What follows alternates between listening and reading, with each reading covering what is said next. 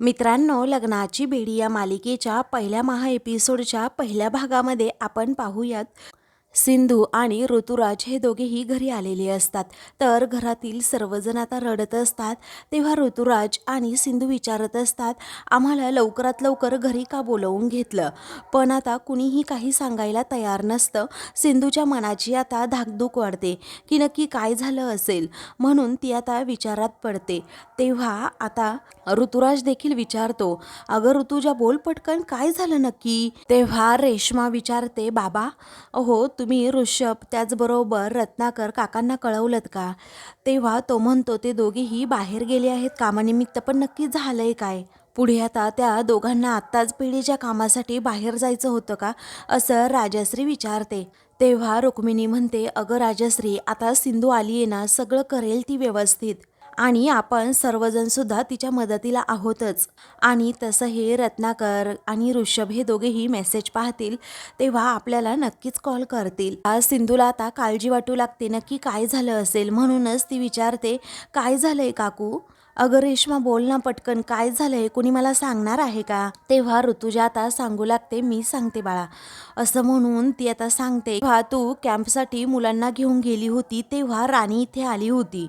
तेव्हा आता तिने कशाप्रकारे राघवला भेटण्याचा हट्ट केला. आमचं न ऐकता ती कशाप्रकारे राघवला भेटायला गेली, आतून दाराची कडी लावली होती, पण आम्ही सगळं बोलणं तिचं ऐकलं आहे, असं म्हणून झालेला सर्व प्रकार आता ऋतुजा ही सिंधूला सांगू लागते की कशाप्रकारे राणीने आपलं प्रेम पुन्हा राघवसमोर व्यक्त केलं, आणि जेव्हा राघव नाही म्हणाला तेव्हा तिने वरून खिडकीतूनच खाली उडी टाकली आणि तिचा मृत्यू झाला. असं जेव्हा सिंधूला सांगण्यात येतं तेव्हा सिंधूला देखील प्रचंड धक्का बसतो, तिच्या पायाखालची जमीनच सरकते. पुढे आता सिंधू ही एकदम शॉकमध्ये असते. त्याच वेळी आता रुक्मिणी म्हणते, अगं आम्हाला तर काही सुचतच नव्हतं सिंधू, आणि म्हणूनच आम्ही तुला घाईने बोलवून घेतलंय.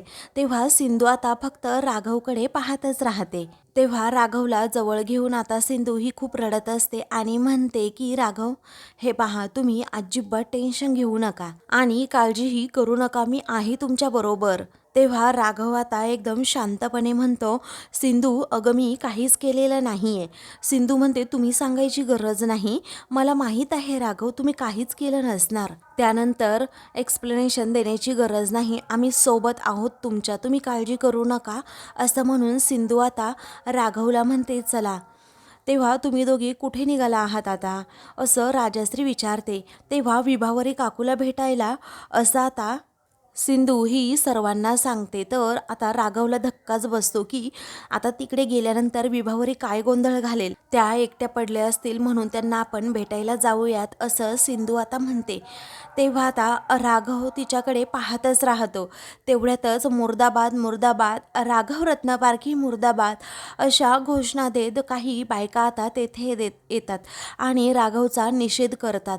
तेव्हा हे सगळं आता ऐकून रत्नपारखींच्या पायाखालची जमीनच सरकते. सर्वजण खूप घाबरलेले असतात.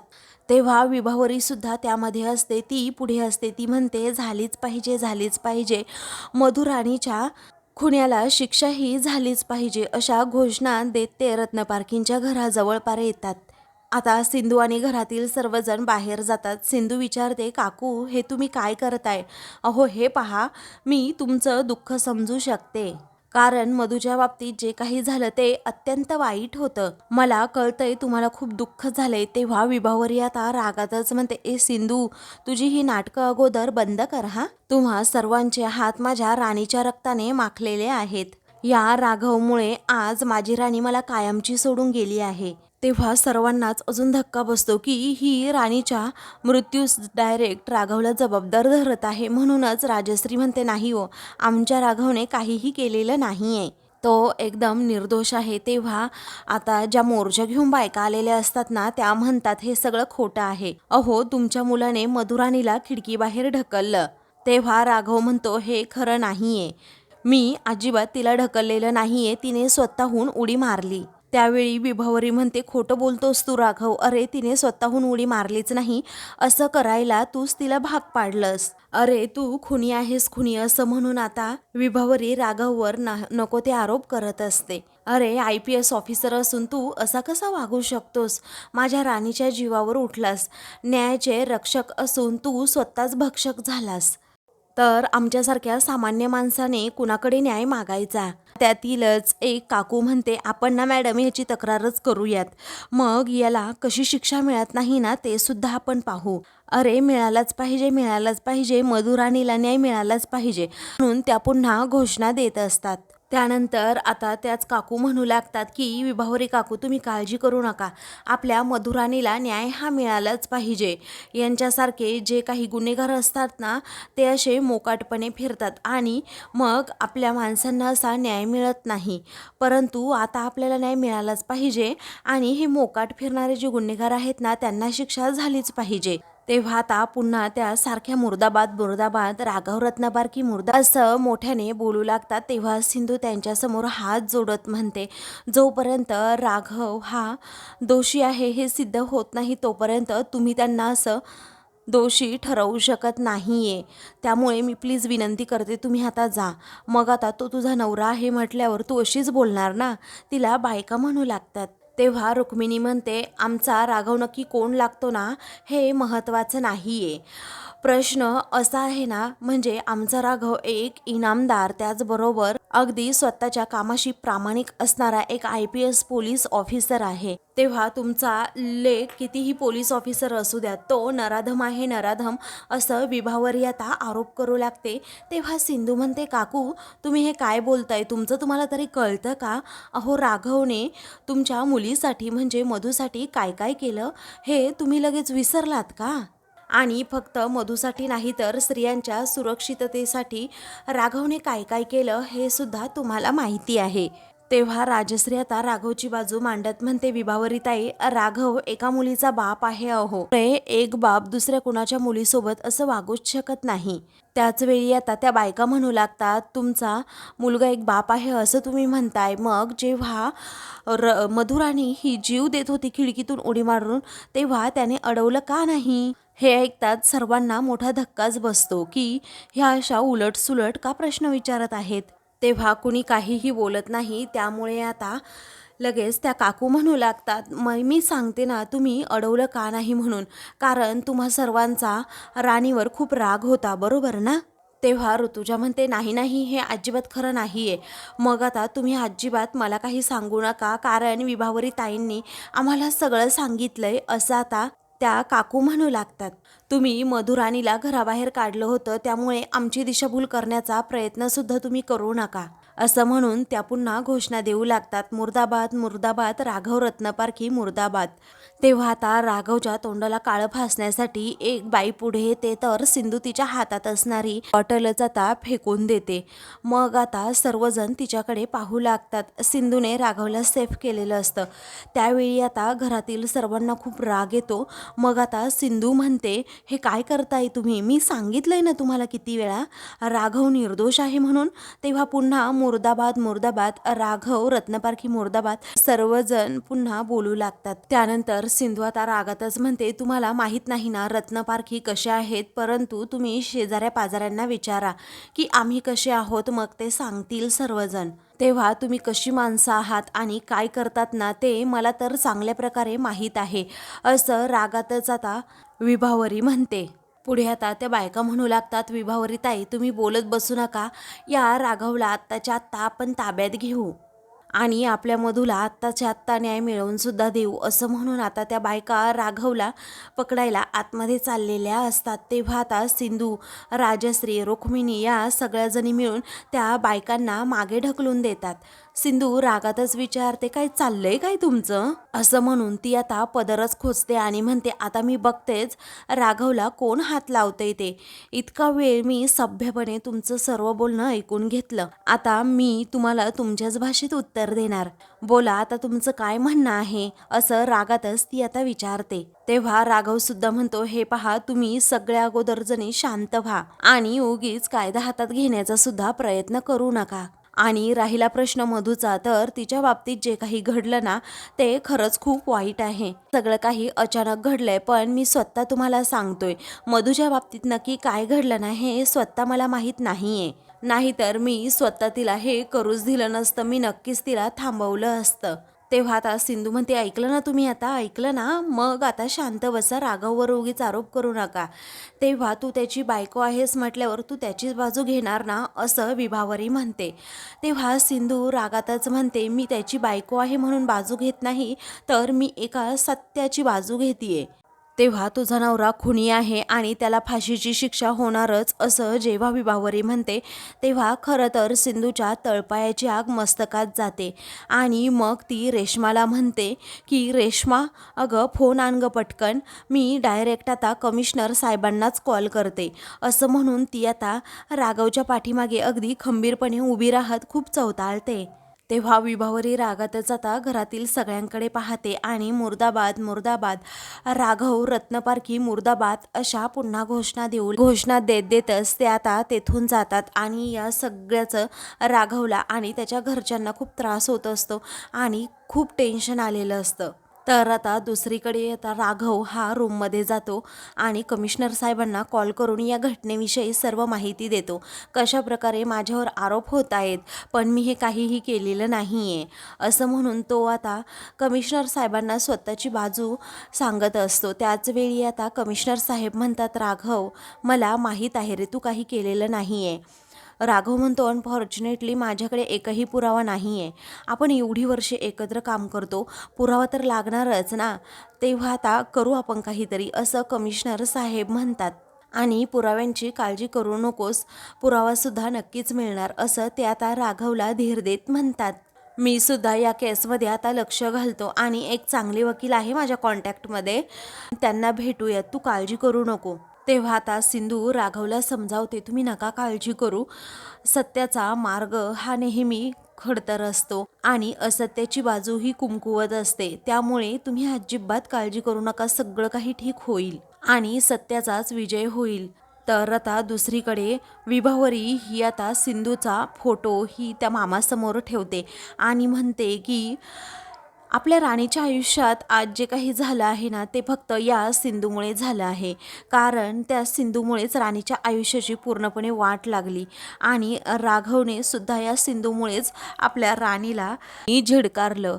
आपल्या राणीच्या मृत्यूस जबाबदार सुद्धा ही सिंधूच आहे. जरा कुठे राणीच्या आयुष्यात काही चांगलं घडते असं वाटलं ना, तर राणीच्या आणि राघवच्या सुखाला या सिंधूची नजर लागायची आणि राणीपासून राघव दुरावला फक्त सिंधूमुळेच.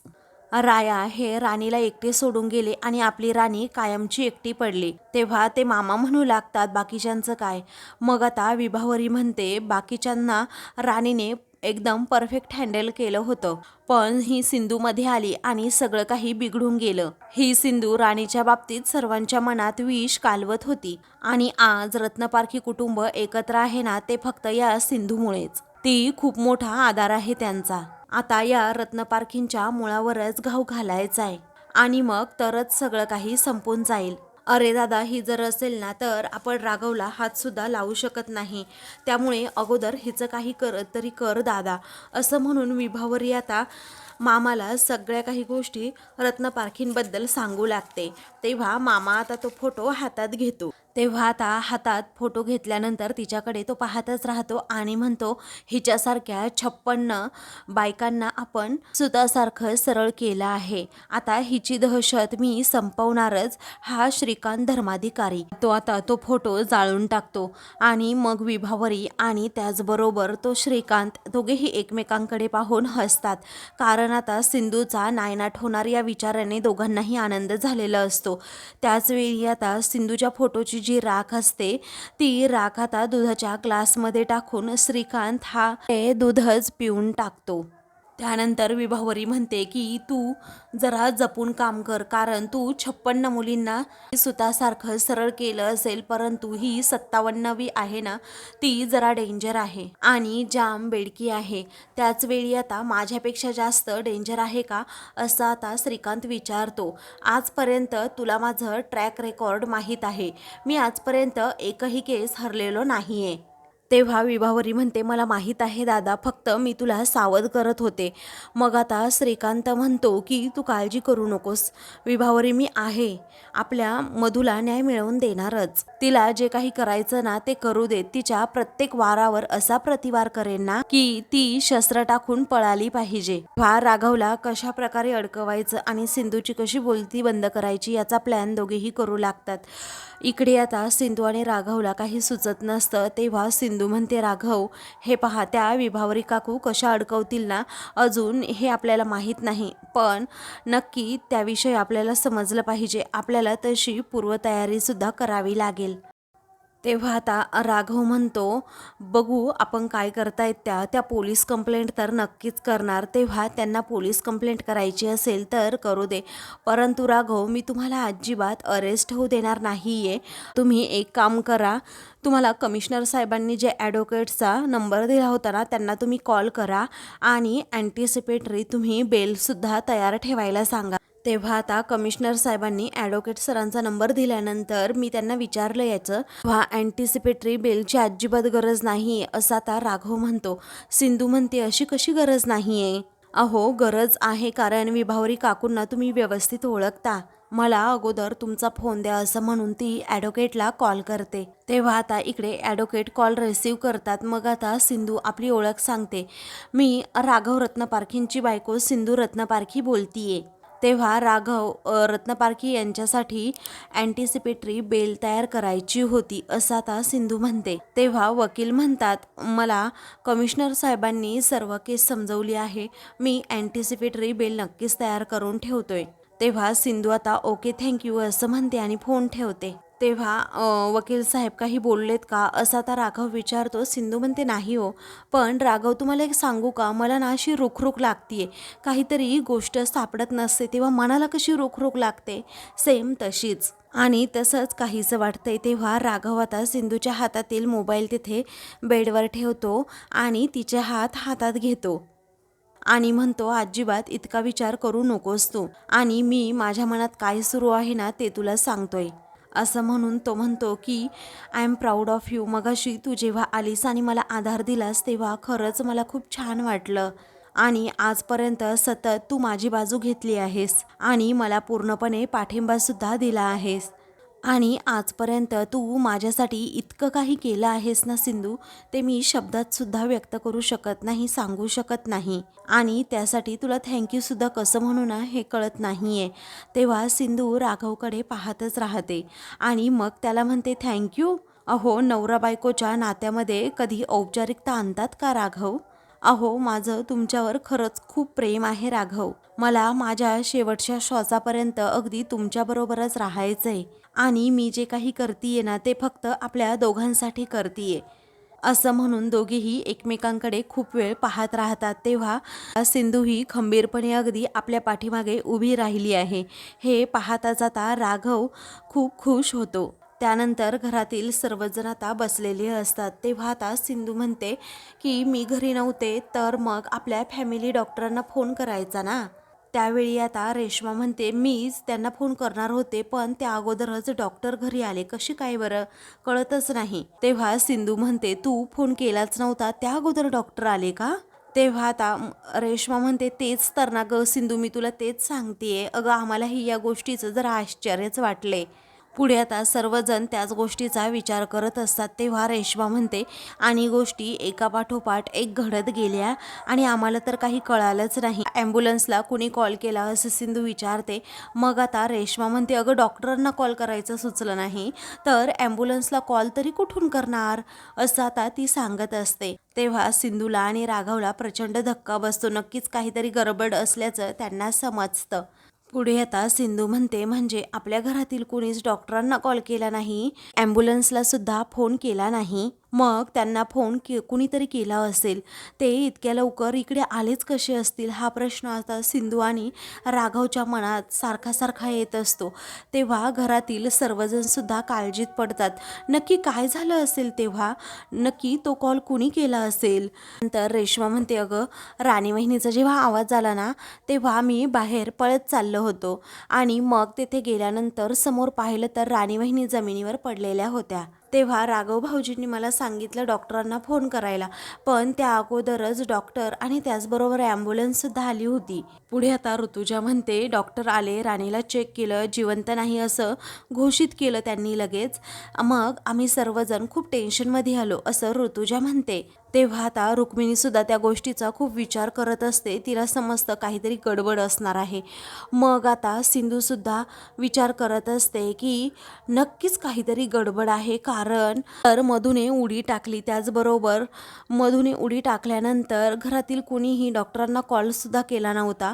तर मग हे डॉक्टर अचानक ॲम्ब्युलन्स घेऊन आलेच कसे काय, आणि एका सेकंदात त्यांनी राणीला चेक करून मृत तरी कसं घोषित केलं असणार, हाच विचार ती करते. तर आता मित्रांनो, महा एपिसोडचा दुसरा भाग पाहण्यासाठी चॅनलला सबस्क्राईब करा.